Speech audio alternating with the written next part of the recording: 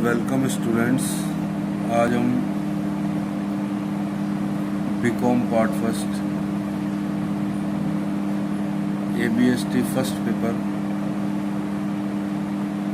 जिसका नाम है फाइनेंशियल अकाउंटिंग, इसके बारे में बात करेंगे। इसका इंट्रोडक्शन मैं आपको आज देता हूँ। ये जो अकाउंटिंग है, सबसे पहले इस अकाउंटिंग का मीनिंग समझ लीजिए। अकाउंटिंग को माना गया है language of business, language of business. और इस अकाउंटिंग का मेन काम क्या है? अकाउंटिंग का मेन काम है कि बिजनेस में जो भी फाइनेंशियल ट्रांजैक्शंस होते हैं,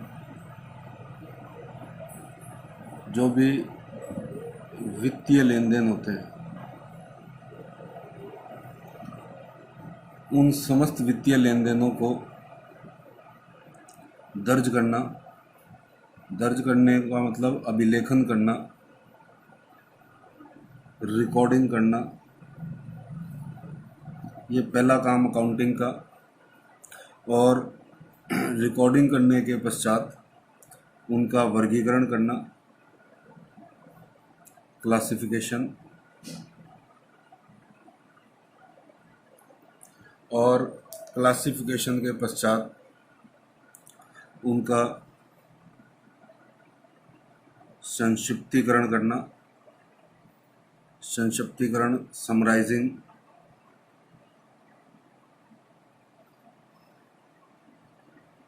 समराइजिंग करना।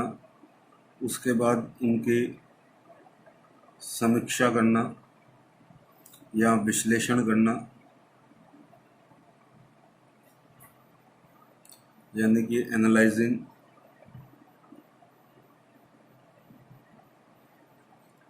और एनालाइजिंग करने के बाद में उनका निर्वचन करना और साथ ही संवहन करना।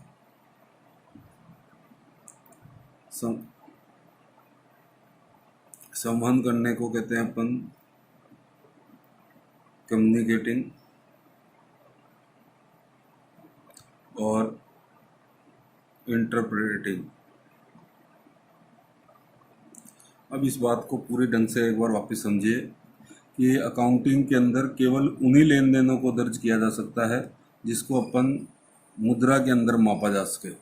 अगर किसी लेन देन को मुद्रा के अंदर नहीं मापा जा सकता तो उसको दर्ज भी फाइनेंशियल अकाउंटिंग के अंतर्गत नहीं किया जा सकता।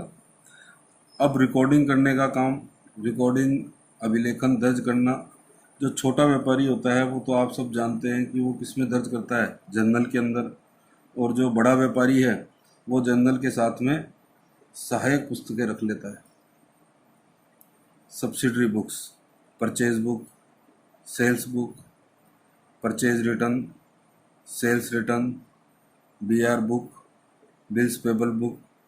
तो बड़ा छोटा व्यापारी एक ही पुस्तक में दर्ज कर लेता है, बड़ा व्यापारी अपनी पुस्तकों को सहायक पुस्तकों में दर्ज कर लेता है। दर्ज करने के पश्चात अगला काम जो है वो है लेखों का वर्गीकरण करना, क्लासिफिकेशन करना।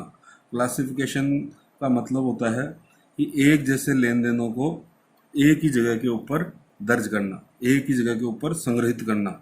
और इस काम को अपन करते हैं खाता बही के अंदर, लेजर के अंदर। और इस कार्य को अपन कहते हैं पोस्टिंग करना, खतौनी करना।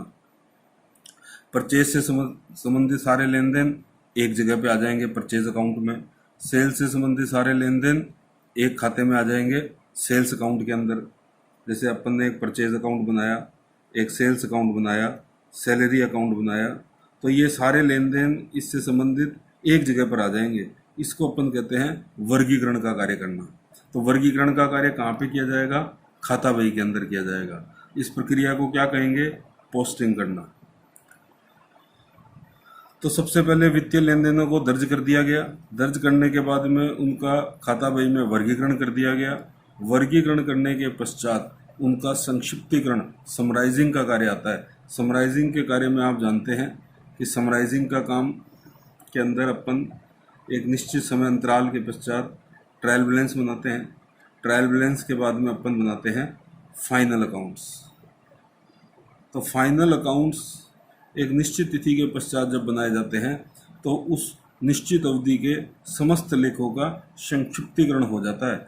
यानी कि फाइनल अकाउंट में आपको पता है trading account, profit and loss account और बैलेंस शीट, मुख्य रूप से ये 3 खाते बनाए जाते हैं। तो ट्रेडिंग अकाउंट से पता चल जाता है कंपनी को कितना ग्रॉस प्रॉफिट हुआ या कितना ग्रॉस लॉस हुआ। प्रॉफिट एंड लॉस अकाउंट से पता चल जाता है कंपनी को नेट प्रॉफिट कितना हुआ या नेट लॉस कितना हुआ। और बैलेंस शीट से ये पता चल जाता है कि एक निश्चित अवधि पर कंपनी की असेट्स कितनी थी और लायबिलिटीज़ कितनी थी। यानी कि ये सारा का सारा काम किस में आ जाता है? संक्षिप्तीकरण के अंतर्गत, समराइजिंग के अंतर्गत। प्राय करके अकाउंटिंग के कार्य के अंदर अपन ये 3 ही मुख्य रूप से कार्य मानते हैं: दर्ज करना, वर्गीकरण करना, संक्षिप्तीकरण करना। परंतु अकाउंटिंग यहाँ खत्म नहीं होती है। अकाउंटिंग इसके पश्चात एक नेक्स्ट काम और है, समीक्षा करना, यानी कि उसका विश्लेषण करना। यानी कि बैलेंस शीट में अंतिम खातों के अंतर्गत ये trading account, profit and loss account, balance sheet, इनके अंतर्गत जो भी तथ्य दिए हुए हैं उन तथ्यों को विधि पूर्वक वर्गीकरण करना, ये काम आता है समीक्षा के अंतर्गत।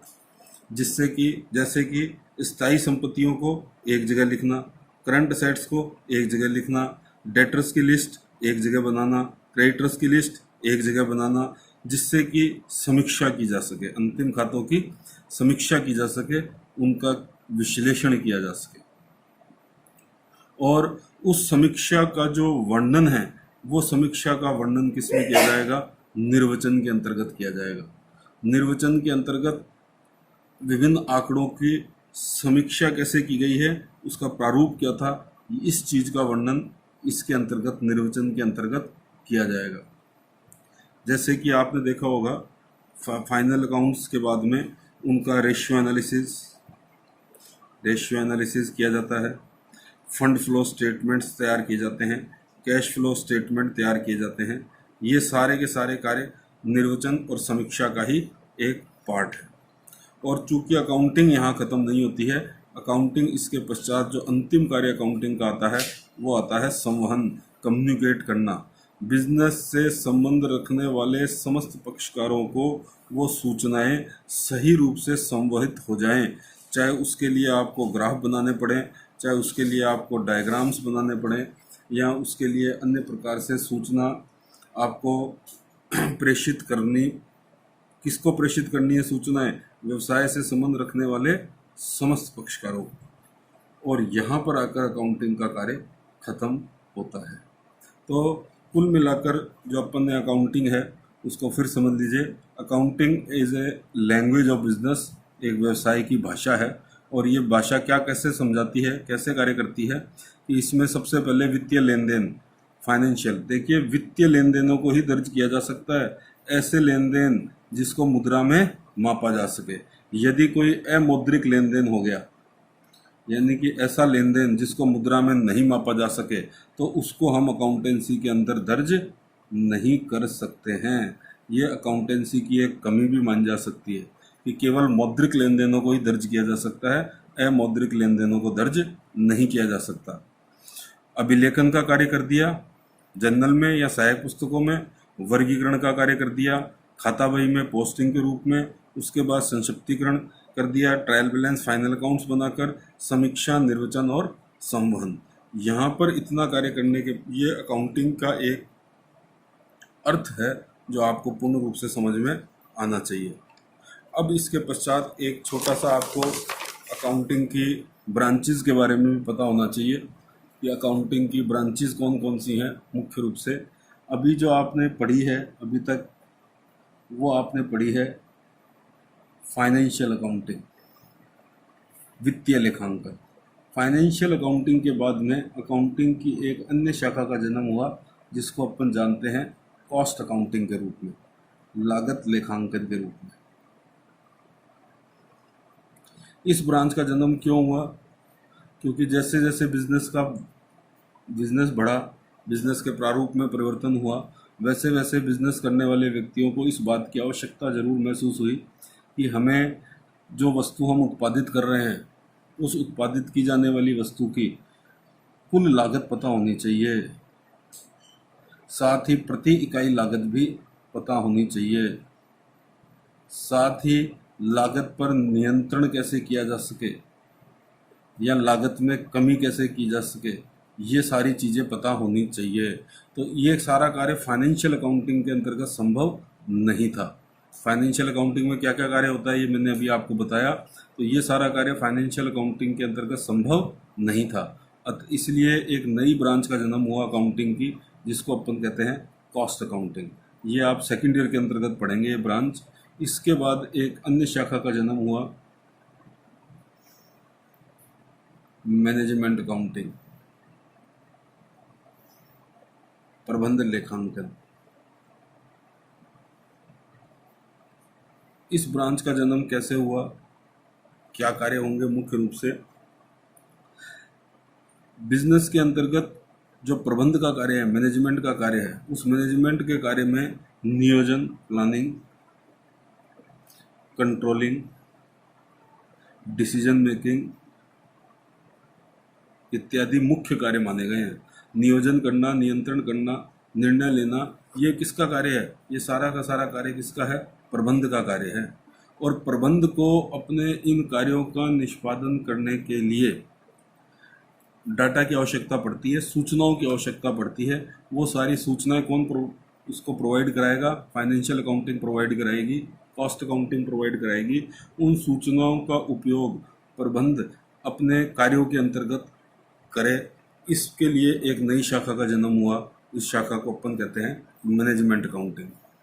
तो ये फाइनेंशियल अकाउंटिंग आप फर्स्ट ईयर में पढ़ लेंगे, ये आप सेकंड ईयर में पढ़ लेंगे, ये आप थर्ड ईयर के अंदर पढ़ लेंगे। इसके बाद भी अकाउंटिंग ख़त्म नहीं हुई है।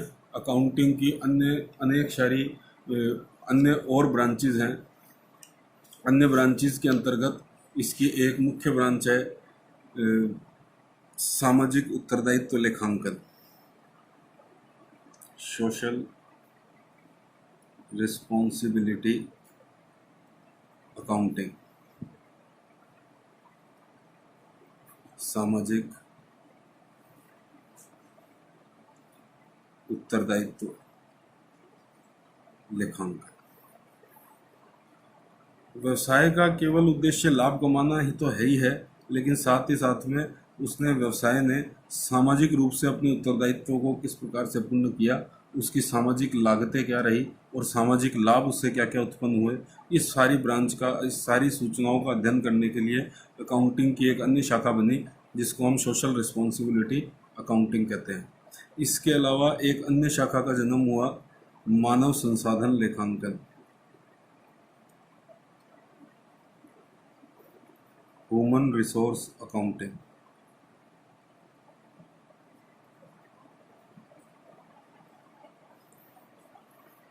ये जो अकाउंटिंग की ब्रांच है, चूँकि बिजनेस के अंतर्गत केवल मशीनों से कार्य नहीं होता, बहुत सारे मानव संसाधन का भी आवश्यकता पड़ती है। अनेक प्रकार के व्यक्तियों का सहयोग लेना पड़ता है। अनेक प्रकार के व्यक्ति, सैकड़ों की हजारों की संख्या में व्यक्ति किसी बिजनेस के अंतर्गत, बड़ी कंपनीज के अंतर्गत कार्य करते हैं। उन सब का नियोजन कैसे किया, उनके अंदर क्या क्या लागतें उत्पन्न हुई, उनसे क्या क्या लाभ प्राप्त हुआ, उन सब के बारे में अकाउंटिंग करना या उन सब की सूचनाओं को एक विश्लेषित करना, एक जगह पर प्रबंध करना, ये सारा कार्य मानव संसाधन लेखांकन के अंतर्गत किया जाता है। इसके बाद में अकाउंटिंग अभी ख़त्म नहीं है। अकाउंटिंग की नई नई ब्रांचेस सामाजिक आवश्यकता के अनुसार जैसे जैसे आवश्यकता उत्पन्न होती जा रही है बिजनेस के अंतर्गत, वैसे वैसे अकाउंटिंग की नई नई ब्रांचेस और भी बनती जा रही हैं। जैसे आपको सूचना के लिए बताऊं, एक ब्रांचेस इन्फ्लेशन अकाउंटिंग, मुद्रास्फीति लेखांकन। एक बिल्कुल रिसेंट ब्रांच जो अभी डेवलप हुई है वो कार्बन अकाउंटिंग।